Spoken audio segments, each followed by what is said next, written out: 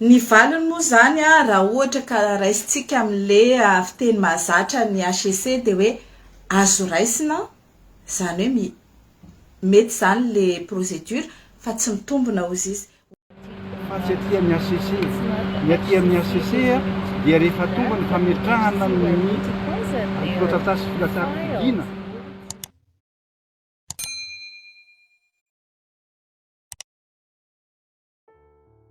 Vaovao mafana amin'izao fotoana ifampiresantsika izao, ny valy omaly 12 Aogositra 2024 ny fitoriana izay nataon'ny Fanirosoa sy ny ekipany tao amin'ny HCC. Raha tao amin'ny fehezanteny tsotra toy izao ny valin'ny fitoriana nataon'ny Fanirosoa Erneva. Azo raisina fa tsy mitombona ny fitoriana filatsam-pidiana Andriamatoa Andrajoela tamin'ny 2024. Kivy tanteraka amin'ity fanambaran'ny fitsaranavy momba ny lalam-panorenana ity ny ankabetsany malagasy. Ny valin'ny fitoriana izay nataonay mikasika ny fangatahana eny anivo ny cour électorale na ny HCC, ny invalidation na ny filazana fa tsy manakery ny filatsahako fidiana nataony Andry Rajoelina tamin'ny 2018. Ny valiny moa zany raha ohatra ka raisitsika amin'le fiteny mahazatra ny HCC dia hoe azo raisina, zany hoe mety zany le procédure fa tsy mitombona ozy izy. Na dia eo aza zany rehetra zany tsy azo dia tsy hita kosa fa betsaka ny faly indrindra fa ireo izay mpanohana ny fitondrana sy izay fanatikany Andriamatoa Andrajoelina. Rina Rakotomanga naneho ny hafaliana izy amin'ity fanambarana izay nataon'ny HCC ity. Amin'ny manokana dia fandresena res 0 ity valin'ny fitoriana izay nataon'ny Fanirosoa Erneva ity. Toy izao ny publication fanehoana fandresena tao amin'ny rindriny page Facebook-ny. Breaking news. Efa hoe malagasy hoe Andriamatoa Andrajoelina ary tsisy afaka hanafoana izany. Rehefa tezitra dia mahazo manakapoka loha amin'ny vato. Toy izany ny fanehoan-kevitr'olona ambony eto amin'ny firenena. Malasa eritreritra tokoa. Efa mandeha manko ny publication izay ataony ny fiadidin'izy moa ty Ramatoa Rina Rakotomanga akapoy amin'ny vato no ny loha fa Andry Rajoelina dia malagasy. Dia tsy haiko hoe taiza izy namaky an'izany tao tanatin'ity didim-pitsarana ity fa le sady diso zany ny analiziny no hitako hoe tena tsy mitafatafa Ramatoa amin'ny zavatra tenenina dia mampalahelo ihany raha olona ambony toerana ohatr'ireny akapoy amin'ny vato ny loha fa Andry Rajoelina dia tsy maintsy lasa toy izao hoe tandremo raha rehefa akapoky ny olona amin'ny vato koa ny lohanao dia azagaga satria ianao ihany nampianatra an'izany ka mety tsy ny lohan'ny olona ny akapony fa mety zavatra izay zany tiako tenenina amin'io. Tsy Rina Rakotomanga irery ihany no manao fanehoan-kevitra ohatr' izany misy ihany koa ireo fomba fitondrana toy ny hoe maheresaka ifaniry tsy afaka fanadina ny HCC mantsy ny tenany sy ny mpandihiny. Toy izany ny fanehoan-kevitra avolenta eto amintsika. Misy ihany koa araka izao hitantsika amin'izao sary izao, jus de papay ho an'ny mpanohitra hono. Santionany fotsiny ireo fa maro ny fanehoan-kevitra ao amin'ny tambazotra tserasera ireo izay mpanohana ny fitondrana maneho ny hafaliana fa fandresena res 0 ny fanambarana izay nataon'ny HCC. Fanontaniana mipetraka dia zao, fandresena ho an'ny malagasy ve izao hafaliana ireo mpanohana ny fitondrana izao sa fandresena ho an'ny Andriamatoa Andrajoelina? Ireto izay mpanohana ny fitondrana reto ve manohana tsangan'olona sa manohana ny tombotsoan'ny malagasy? Andrarantsika tsirairay ny mamaly an'izany. Ndao iverenantsika makasika ny valin'ny tenin'ny HCC manoloana ny valin'ny fitoriana izay nataon'ny Fanirosoa Erneva sy ny ekipany.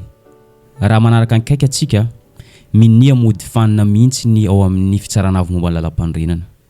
Ny fitoriana izay nataon'ny Fanirosoa Erneva dia makasika ny invalidation ny filatsan-kofidiana Andriamatoa filoha tamin'ny 2024. Fa ny mahagaga ny valin'ny fitoriana izay natao to lasa zavatra hafa mihitsy. To lasa fanasongadinana ny nationalité française izay any Andriamatoa Andrajoelina no nataon'izy ireo. Hoy izy ireo hoe tsy manana fahefana ilaza mivantana na ankolaka makasika ny nationalité française izay ananan'Andriamatoa Andrajoelina satria izy ireo tsy tompona andraikitra amin'izany. Eny fantatry maro zany ny HCC dia tsy tompona andraikitra amin'izany kanefa tsy izany no anton'ilay fitoriana fa resaka filatsako fidiana n'Andriamatoa Andrajoelina tamin'ny 2024. toy izao ny faneho-kevitry fanirisoerinay vo mahakasika zany valintenin'ny HCC zany. Metraka fitoriana izahay nilaza hoe satria tsy nanana ny zoom-pirenena malagasy olio tamin'ny 2018 ka noho izany dia mangataka izahay ho lazainy ny HCC fa tsy nafeno fepetra izy tamin'izy nilatsaka ka dia tsy ara-dalàna nandrany. Zay fangatanay. Zay tsy nangataka tamin'ny HCC ilaza fa tsy mana nationalité malagasy Rajoelina. Izahay tsy nangataka tamin'ny HCC ilaza hoe mbola mahazo sa tsy mahazo mirotsaka intsony Rajoelina amin'ny 2023. Dikan'izay zany dia misy nuance kely le izy. Tany saina daholo zany ny compétenceny dia milaza izy hoe satria ny article 60064 momba nationalité dia milaza fa ny resaka mikasika nationalité rehetra dia alefa eny amin'ny milaza hoe ny décret de naturalisation sy intégration amin'ny article 55 dia avoaka any amin'ny journal officiel de la République. Ka noho izany ozy izy dia tian'ny mpanao lalàna lazaina fa ny compétence dia ho an'ny initiative du gouvernement.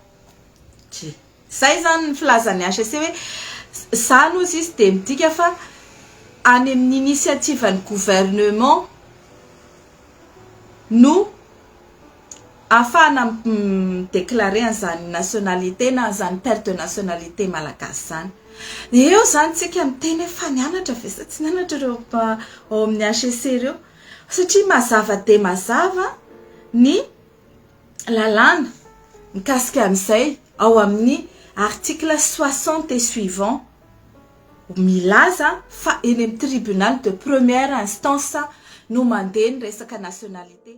Na dia eo aza ny HCC miezaka miala andraikitra sy tsy te hanao adidin'izy ireo. Ny zavatra tsara mazava kosa dia ny HCC dia tompona andraikitra feno amin'ny fanamarinana ny olo-pirenena anankiray ho latsako fidiana hoe manana nationalité malagasy ve ity olona ty sa tsy. Ka amin'izay fotoana izay ny HCC no tompona andraikitra voalohany mankeny amin'ny tribunal fitsarana eto amintsika. Ka izy ireo amin'ny fitsarana no manome porofo hoe ity olona ity dia mizaka zoam-pirenena vahiny na ity olona ity dia mizaka zoam-pirenena malagasy. Raha ny tokony ho izy ary efa naveriko foana zany tsy manana compétence ilazana ny HCC hoe tsy manana nationalité tsony Andry Rajoelina fa manana obligation manana didy izy andeha eny amin'ny tribunal de première instance antany hoe ity olona ity misy raha pitsarana eo aminay ka alefanareo aty ny filazana na eny na tsy mbola manana nationalité malagasy olo io dia manao ny tribunal de première instance na TPI. Tsy nanao an'izany ny HCC dikan'izay nanao déni de justice.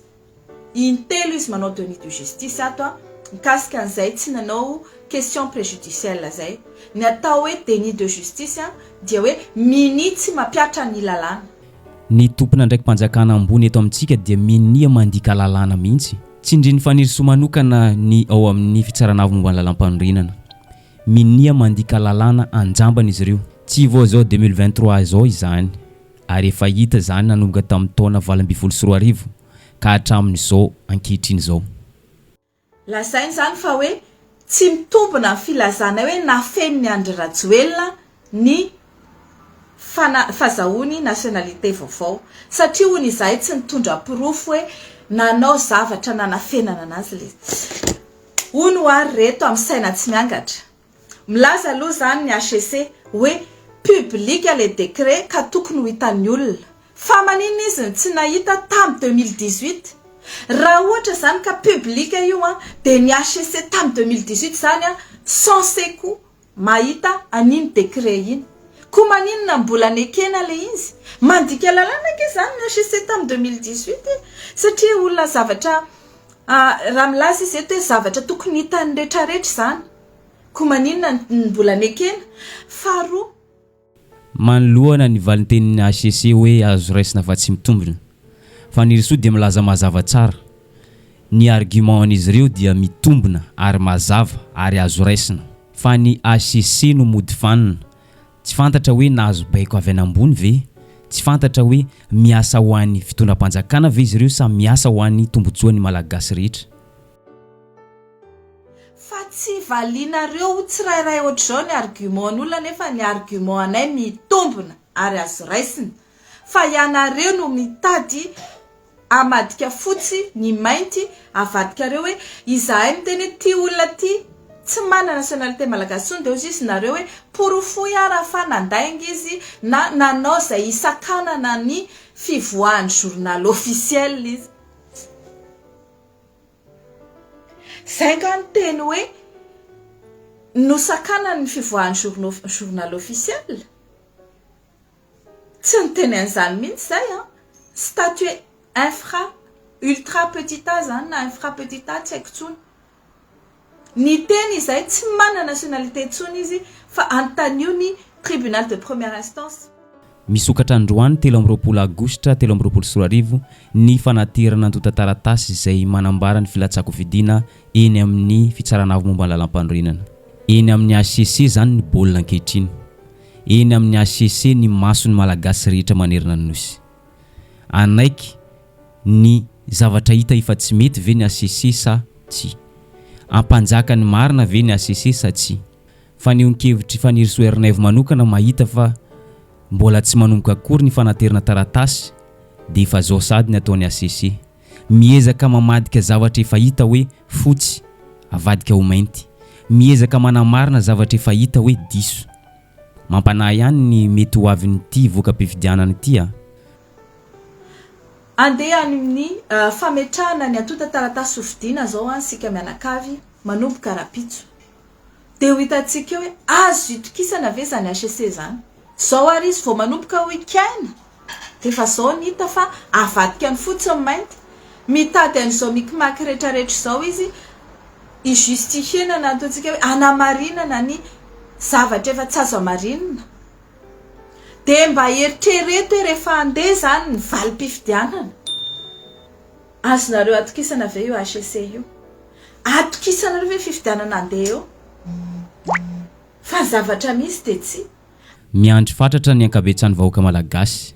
Omeny ireo tompona andraikitra ao amin'ny fitsarana certificat de nationalité ve Andriamatoa Andrajoelina sa tsy?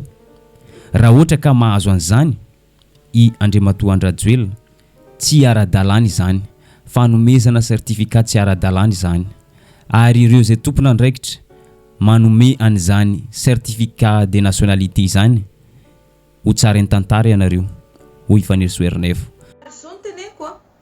Na mahazo certificat de nationalité malagasy ary Andrajoelina ho apetrany amin'ny antota taratasy pilatsahako fidiana dia efa nazavaiko aminareo teo hoe tsy ara-dalàna izany certificat zany ary tsy voatery hanome an'izany ny fitsarana fa afaka manome fandavana hanome an'izany ary tena tokony hanome an'izay fandavana izay mihitsy dia ilaza hoe ianao tompoko efa hitanay tamin'ny journal officiel izay publika fa efa mana nationalité hafa noho izany dia alefanay ho tsaraina eny amin'ny tribunal de première instance ianao ilazana fa very nationalité malagasinao. Fa hatreto aloha zany dia refus de délivrer le certificat de nationalité malagasy no omenay ianao. Raha manao an'izay fitsarana malagasy dia misy soratra amin'ny tantara zany hoe mahavitra ny firenena ary nisy mpitsara anankiray teto ambonin'ny tany mpitsara malagasy mba nasahany joro envers et contre tout. Fa rehefa tsy hanao an'izay koa le mpitsara dia ho tsarainy tantara dans le sens contraire. Ary ny HCC manaiky ny filatsako fidinana Andriamatoa Andrajoelina ho tsarainy taranaka fara mandimby ianareo. Dinio tsara, mbola manana fotoana ianareo, manapa-kevitra hampanjaka ny marina eto amin'ny tany sy ny firenena. Raha ohatra ka mandray décision araky ny tokony izy ianareo ao amin'ny fitsarana sy ao amin'ny fitsarana avy momba ny lalam-panorenana, antenaina fa miainga avy ao aminareo ny fampanjakana ny marina sy ny itsiny eto amin'ny firenena. Manantena ihany koa ny vahoaka malagasy rehetra manerana ny nosy handroso tsy ela i Madagasikara raha ohatra ka mampanjaka ny marina sy ny rariny sy ny itsiny eto amin'ny tany sy ny firenena. Zay sy zay ny videontsika androany, aza adino misy s'abonné sy manisy j'aime ny videontsika amin'ny manaraka indray.